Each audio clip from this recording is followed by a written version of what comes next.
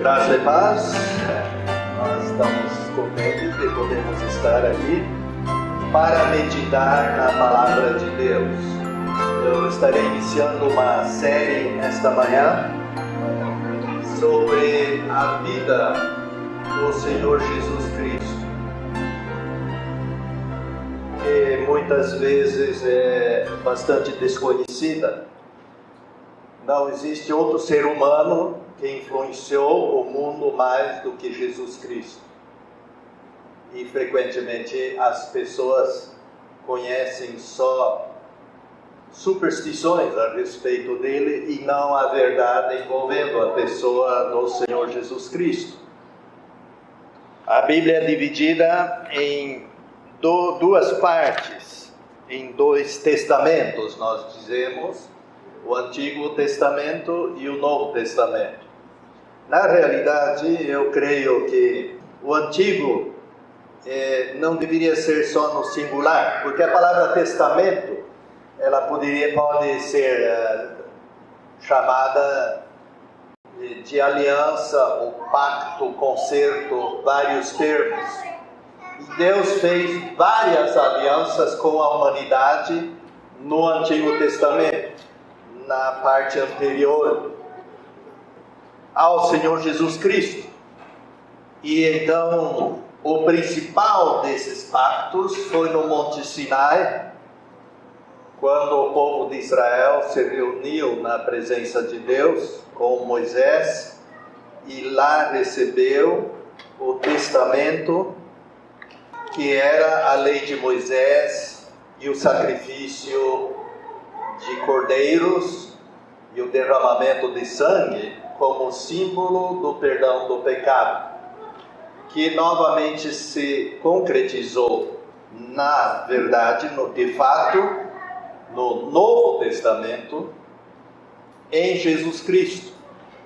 Na ceia do Senhor, na despedida do Senhor, próximo de sua crucificação, Jesus disse: este sangue é o sangue do Novo Testamento. É dali que surge a palavra Novo Testamento, da nova aliança. Agora nós vivemos a aliança da graça.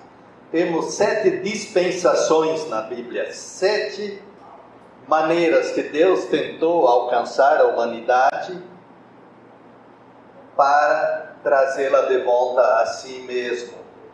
Infelizmente, não é o assunto desta manhã, mas em todas as dispensações o ser humano falhou. Nós estamos vivendo a dispensação da graça. Não é lei que salva, é graça. É a obra de Cristo na cruz que pagou pela nossa culpa, e se nós nos arrependemos e cremos, temos o perdão total de todos os pecados. Só que a humanidade virou as costas para Deus, poucos que realmente levam a sério. No final dessa dispensação, todas as dispensações terminaram em catástrofe, em algum evento extremamente crítico. Essa dispensação irá terminar, e nós estamos prestes a viver isso, que é Satanás vindo, encarnado em um ser humano, para governar o mundo. Que é outro assunto profético, que demoraria umas 30 horas para entrar nos detalhes. Mas a nova ordem mundial, que está sendo planejada, é o começo desse projeto de colocar esse homem poderoso no trono do mundo. E no final haverá uma guerra, catástrofe sem precedentes, e no final a intervenção de Deus com a vinda visível do Senhor Jesus Cristo para pôr ordem. Depois teremos o governo de Deus na terra, do Senhor Jesus Cristo, por 1000 anos, e ali os céus e a terra serão totalmente aniquilados, destruídos, dissolvidos, para Deus criar novos céus e nova terra nos quais habita a justiça, e onde os filhos de Deus estarão convivendo com Deus por toda a eternidade. Nós, então, queremos falar sobre o Senhor Jesus Cristo, a maior revelação de qualquer evento da humanidade, a pessoa do Senhor Jesus Cristo. Jesus Cristo é o assunto da Bíblia, tanto no Antigo Testamento quanto no Novo Testamento. E é interessante que ele mesmo mostra isso quando, depois da sua ressurreição, 2 discípulos eles ainda não sabiam que ele havia ressuscitado e estavam tremendamente sentidos, com dor, sofrendo a morte do Senhor Jesus Cristo. Nós lemos em Lucas 24:13, eu vou ler uma passagem onde este versículo é retirado. Lucas 24:13. Além disso, eis que 2 deles foram naquele mesmo dia para um povoado que ficava a cerca de 60 estádios de Jerusalém, chamado Emaús. 60 estádios são em torno de 11 quilômetros. E eles conversavam entre eles sobre todos esses acontecimentos. Mas aconteceu que, enquanto conversavam e inquiriam entre si, Jesus mesmo, aproximando-se, caminhava com eles. Os seus olhos, no entanto, foram impedidos de reconhecê-lo. Disse, porém, para eles: que palavras compartilhavam um com o outro enquanto caminhavam? E estão de semblante triste. Respondendo, pois, um deles, chamado Cleopas, disse-lhe: é você o único forasteiro em Jerusalém que não ficou sabendo do que aconteceu nela nestes dias? E ele disse-lhes: o quê? E eles disseram-lhe: a respeito de Jesus, o Nazareno, que era homem, profeta, poderoso em obras e palavras diante de Deus e de todo o povo. Como, pois, o entregaram os arquissacerdotes e os nossos governantes para ser condenado à morte e o crucificaram. Nós, porém, esperávamos que fosse ele quem resgatasse Israel. Todavia, além do mais, já é hoje o 3º dia desde que tudo isso aconteceu. Mas, apesar disso, certas mulheres do nosso meio, que cedo de manhã foram à sepultura, deram um susto em nós. E, não achando o seu corpo, vieram dizendo que haviam visto uma aparição de anjos que diziam estar ele vivo. E alguns dos que estavam conosco foram à sepultura e confirmaram o que as mulheres haviam dito. A ele, porém, não viram. Então ele disse: ó insensatos e lerdos de coração, para crerem em tudo aquilo que os profetas falaram. Não era necessário que o Cristo sofresse isso e entrasse na sua glória? E, começando por Moisés e por todos os profetas, interpretou-lhes em todas as Escrituras o que se referia a ele. E, aproximando-se do povoado ao qual se dirigiam, ele deu a entender que prosseguiria. Mas eles insistiram com ele, dizendo: permaneça conosco, porque está anoitecendo e o dia está declinando. E ele entrou para permanecer com eles. E aconteceu que, no seu reclinar com eles, tomando o pão, abençoou-o e, partindo-o, ofereceu-lhes. Abriram-se então seus olhos e o reconheceram, mas ele se tornou invisível diante deles. E disseram uns aos outros: Não ardia o nosso coração em nós enquanto Ele falava conosco no caminho e nos desvendava as Escrituras? E levantando-se naquele instante, retornaram para Jerusalém e encontraram os 11 reunidos e os que estavam com eles, que diziam: verdadeiramente o Senhor foi ressuscitado e apareceu a Simão. E eles contaram o que lhes acontecera no caminho e como foram reconhecidos por eles no partir do pão. Que história maravilhosa, não é verdade? Jesus anda com outra aparência para não ser reconhecido, com 2 deles.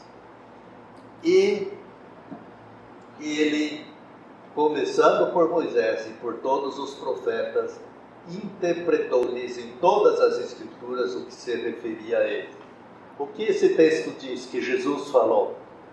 Ele está dizendo que em todas as Escrituras, desde Moisés, que é o Pentateuco, os 5 primeiros livros da Bíblia, todos os profetas falam de Jesus Cristo. A mensagem central do Antigo Testamento é a pessoa do Senhor Jesus Cristo. E nisso nós reconhecemos o plano de Deus. Lá no Salmo 40, versículo 7, nós lemos: então disse eu, eis que venho, no rolo do livro está escrito a meu respeito. E esse livro é citado no Novo Testamento como se referindo ao Senhor Jesus Cristo. Eis que eu venho, e no rolo do livro está escrito a meu respeito. Portanto, nós estamos olhando para o rolo do Antigo Testamento para ver o que está escrito dele. Em Lucas 24, 27, nós já lemos, em todas as Escrituras. Em Atos, o apóstolo Paulo está pregando.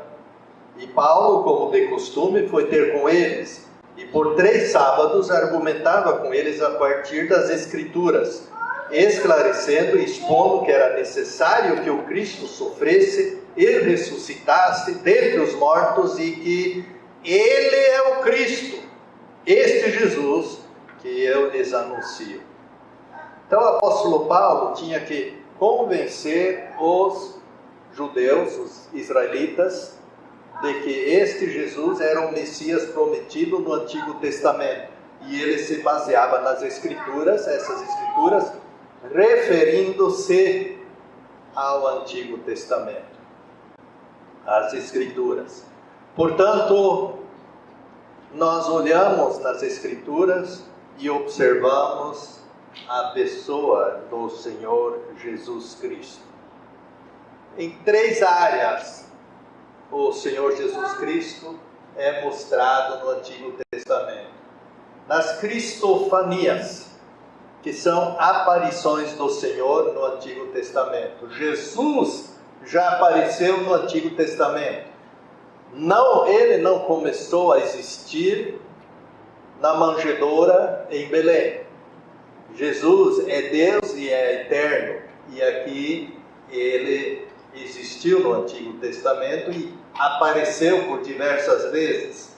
Na profecia, muitas profecias foram feitas em relação à vinda em carne do Senhor Jesus Cristo a essa terra. E essa profecia em parte já foi cumprida, em parte ainda será cumprida no futuro. Na tipologia, temos muitos tipos, ilustrações que apontavam para Jesus Cristo, alguns cumpridos e alguns ainda não cumpridos. Por exemplo, exatamente o sacrifício do Cordeiro era um tipo de Jesus Cristo, que quando João, o profeta, veio, João Batista, ele apontou para Jesus, diz: eis o Cordeiro de Deus que tira o pecado do mundo. Portanto, a tipologia. Vamos falar um pouco então sobre as cristofanias. Temos Agar, em Gênesis, capítulo 16, versículo 7. Abraão recebeu a promessa de ter o filho através de Sara, sua esposa, que seria o herdeiro. E sendo que Sara envelhecia e não tinha filho, Sara entregou a sua empregada, Agar, para Abrão ter filho através da empregada. E agora nasceu Ismael e de repente acontece um milagre, a vovozinha engravida. Sara engravida em idade muito avançada, nasce o filho e agora a mulher não quer, Sara não quer mais esse Ismael na casa, ela quer que o filho dela, legítimo, seja o herdeiro. E aí Sara fala para Abrão: toca essa mulher de casa, eu não quero mais essa mulher por aqui, nem o seu filho. E Abraão recebe de Deus a instrução para fazê-lo, porque Deus tinha um projeto com Ismael. Ele também teve 12 príncipes, como no futuro Jacó teria, e essas são as nações do Oriente. A maioria dos países árabes são descendentes de Abraão, como também Israel, só que um através de um filho e o outro através do outro filho. Um através da esposa e outro através da empregada. E aí nós lemos Gênesis 16, 7. O anjo do Senhor encontrou-a junto a uma fonte de água no deserto, a fonte que está no caminho do sul. Então notem, ela é tocada de casa e o anjo do Senhor a encontra. Sempre que no Antigo Testamento nós temos o anjo do Senhor aparecendo, é o Senhor Jesus Cristo que está aparecendo. Vamos ver capítulo 21, versículo 17. Ouviu Deus a voz do menino. O menino estava chorando. E bradou o anjo de Deus a Agar desde o céu, dizendo-lhe: que tens, Agar? Não temas, Deus ouviu a voz do rapaz desde o lugar onde está. Então, o anjo de Deus bradou desde o céu. Nós temos Abraão, em Gênesis 18, Gênesis 22, a aparição de Deus a Abraão. Nós vamos ver isso. Jacó encontra com Deus no seu caminho. Moisés encontra Deus na sarça ardente, e assim por diante. Nós vamos ver esses incidentes e ver o que acontece nesses momentos. As aparições a Abraão. Vamos lá para Gênesis capítulo 18, primeiro livro da Bíblia, capítulo 18, versículo 1. Depois apareceu o Senhor a Abraão nos carvalhais de Mamre, estando ele assentado na porta da tenda no maior do calor do dia. Levantou Abraão os olhos, olhou e viu 3 homens em pé na sua frente. Vendo-os, correu da porta da tenda ao seu encontro e prostrou-se em terra. Aqui estavam 3 pessoas em forma de homens. Eles vieram para dar um recado para Abraão, que Sara teria um filho, a esposa da sua idade, um milagre. Mas também vieram para anunciar que eles iriam destruir Sodoma, Gomorra e cidades adjacentes devido aos seus graves pecados, e que o sobrinho de Abraão, Ló, que morava em Sodoma, era para ser liberto de lá, porque ele era um homem justo. Sodoma e Gomorra foram destruídos principalmente devido ao pecado do homossexualismo. Por isso, até hoje, um termo usado para descrever homossexualidade é sodomismo. Então, aqui acontece que aparecem esses 3 homens. 2 deles vão em direção a Sodoma para libertar Ló. E um deles continua com Abraão. Vejamos no versículo 22. Então viraram aqueles homens o rosto dali e foram para Sodoma. Mas Abraão permaneceu ainda na presença do Senhor. 19:1. À tarde chegaram os 2 anjos a Sodoma. Ló estava sentado à porta de Sodoma e, vendo-os, levantou-se para os receber e prostrou-se com o rosto em terra. Quem era esse que continuou com Abraão? Veja versículo 25. Longe de ti que faças tal coisa. Agora, esse que estava com Abraão dizia: eu vou destruir essas cidades. E Abraão está começando a argumentar com ele para não fazer, para deixar de fazer.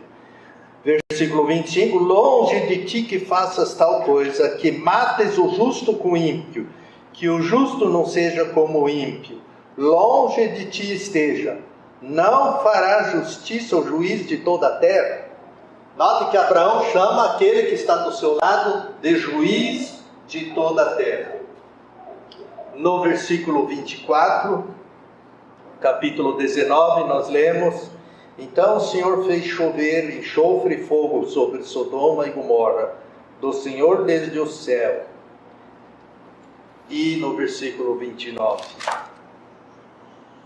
quando destruía as cidades da planície, Deus lembrou-se de Abraão e tirou a Ló do meio da destruição, ao subverter aquelas cidades em que Ló habitara. Então aqui está Deus, Jesus Cristo, em pessoa, em forma de homem, falando com Abraão. Sempre que no Antigo Testamento nós encontramos, na maioria das traduções, a palavra Senhor em letras maiúsculas, nós percebemos que a palavra é Yahvé. É que eram 4 consoantes. Em hebraico não se escrevem as vogais. Então, com isso, por muito tempo não se sabia como se escrevia esse nome. Porque os hebreus, os israelitas, eles temiam tanto a lei que dizia que não era para levar o nome de Deus, usar o nome de Deus em vão, que eles nem sequer pronunciavam o nome de Deus. E com isso, perdeu-se a pronúncia do nome de Deus. Não se sabia mais como falar o nome de Deus. E até quando eles faziam uma cópia de um manuscrito, eles se banhavam ritualmente antes de escrever o nome de Deus. Mas por muito tempo, então, se incluíram vogais quaisquer, achando que seria Jeová o nome de Deus, correto. Mais tarde encontraram-se documentos de onde se inferiu que a palavra certa é Yahvé. E aportuguesado é Javé, né, que nós falamos, mas seria Yahvé. Aqui está Yahvé. Então, toda vez que tiver Senhor, por que está Senhor? Porque na tradução do hebraico para o grego, não se queria escrever o nome de Deus, e no lugar de Yahvé se colocava Adonai, que é Senhor em grego. Para diferenciar na nossa língua, quando a palavra é Senhor, meramente Senhor, o Senhor é minúsculo. Quando é Yahvé, Adonai, é em letras maiúsculas na tradução. Portanto, é Yahvé. Moisés está no deserto. O povo de Israel foi para o Egito. Teve fome, e Jacó e toda a sua família deslocaram-se para o Egito. Ficaram por mais de 400 anos no Egito. E Deus havia prometido que iria libertá-los de lá depois de 400 anos. Moisés havia sido educado com a filha de Faraó e tinha o projeto futuro de se tornar Faraó do Egito. Um israelita se tornar Faraó do Egito. Só que no coração dele, ele queria libertar. Era um homem muito estudado. Ele queria libertar o seu povo da escravidão a qual haviam sido levados. E ele foi, e um egípcio estava tratando mal um hebreu, um israelita, e ele matou o egípcio. E isso chegou até Faraó. Ele fugiu para o deserto. E se nós olharmos para qual deserto ele foi, ele atravessou o Golfo de Acaba e foi para o lugar onde hoje é a Arábia Saudita. E é lá que está o Monte Sinai verdadeiro. Se já olharam no mapa, nós temos Israel e abaixo a Península de Sinai.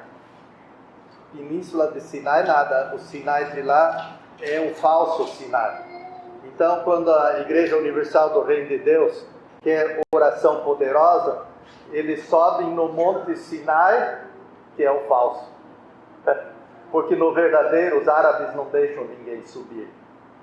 E é muito interessante isso. Eu tenho um site que eu posso mostrar isso, que até a rocha da qual saiu água quando Moisés feriu a rocha, que é uma tipologia do Senhor Jesus Cristo, e a água escorreu, até hoje a rocha está lá, e é possível ver no deserto onde escorreu a água. Mas ele estava no lado de lá do Golfo de Acaba. E agora lá ele está apacentando ovelhas. Agora imagine que tortura para alguém que teve no nível superior de ensino, viver no deserto e cuidar de gado. Eu imagino que deve ter sido uma tortura incrível, né? E então ele está lá, se casa com a filha de Reuel, e um dia ele anda lá do lado do verdadeiro Monte Sinai e vê um arbusto, um espinheiro, né? Que a palavra sarça é isso, um espinheiro queimando, e o fogo não apagava. Vamos lá para Êxodo capítulo 3.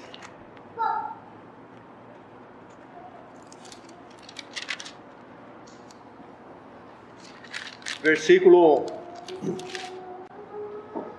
Apacentava Moisés o rebanho de Jetro, seu sogro, sacerdote de Midian, e levou o rebanho para trás do deserto e chegou a Horebe, o monte de Deus. Então esse monte, ele tem dois picos. É um monte, um pico é chamado de Sinai e outro pico é chamado de Horebe. Então na Bíblia às vezes se confunde. Horebe e Sinai é considerado o mesmo monte. Veja o versículo 4. Vendo o Senhor que se virava para ver, bradou Deus a ele do meio da sarça: Moisés, Moisés, respondeu ele, eis-me aqui. Note, aqui é Yahvé falando com Moisés. No versículo 10. Vem agora, eu te enviarei a Faraó para que tires do Egito o meu povo, os filhos de Israel. E Moisés veio com muitas desculpas. Ele sabia que Faraó queria matá-lo, porque matou o egípcio. Ele chegava com uma desculpa atrás da outra. Ele não queria ir para o Egito. Aí ele chega com a desculpa: mas se o povo me perguntar quem te enviou, o que eu vou falar? Vamos ler primeiro o versículo 16. Vai junto aos anciãos de Israel e diz-lhes: O Senhor, o Deus de vossos pais, o Deus de Abraão, o Deus de Isaque e o Deus de Jacó, me apareceu. Quem apareceu? O Deus, dizendo: certamente vos tenho visitado e visto o que vos tem sido feito no Egito. E aí quando ele pergunta pelo nome, é no versículo 14. Disse Deus a Moisés: eu sou o que sou. Disse mais: assim dirás aos filhos de Israel: eu sou, me enviou a vós. Então, o nome de Deus, pelo qual ele se revelou ao povo de Israel, é eu sou. Em grego, ego eimi. Eu sou. Então é como se fosse um cheque em branco. Você preenche: eu sou. O que você precisa para a sua vida? A sua paz, a sua alegria. Preenche: eu sou. Deus é. Ele existe.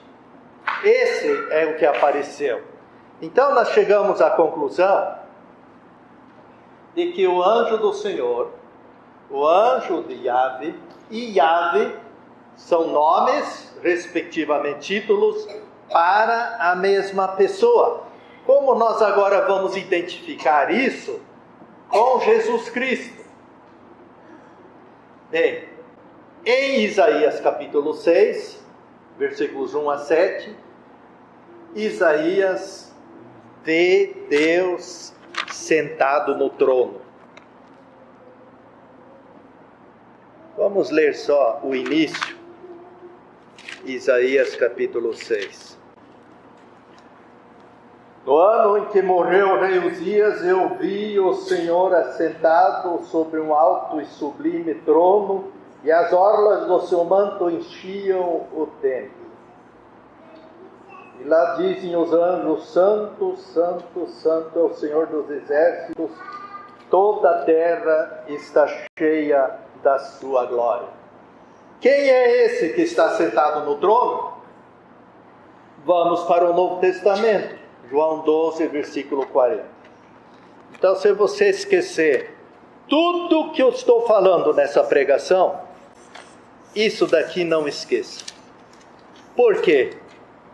Toda hora vem pessoas bater na sua porta, tocar a campainha, bater palma, e querem lhe impor a sua religião. Os testemunhas de Jeová. Eles dizem ser testemunhas de Jeová, Yahvé, né? Mas eles dizem que Jesus não é Deus e que Jesus foi um simples homem como nós, um pouco especial. Mas veja o que diz esse texto agora. Versículo 40 e 41. Cegou-lhes os olhos e endureceu-lhes o coração, a fim de que não vejam com os olhos, nem compreendam com o coração, e se convertam e eu os cure. Isaías disse isto porque viu a glória de Jesus e falou a seu respeito. Percebe? Viu a glória de quem? De Jesus. Quem estava sentado no templo, Deus dos exércitos, era Jesus. Diz aqui em João capítulo 12, versículo 41. Em Isaías 43, nós lemos sobre o preparo do caminho de Yahvé.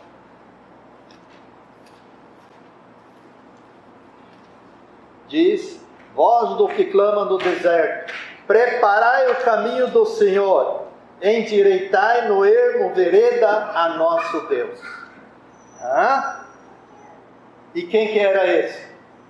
Era João Batista, que estava preparando o caminho do Senhor, Yahvé, do nosso Deus, que é o Senhor Jesus Cristo.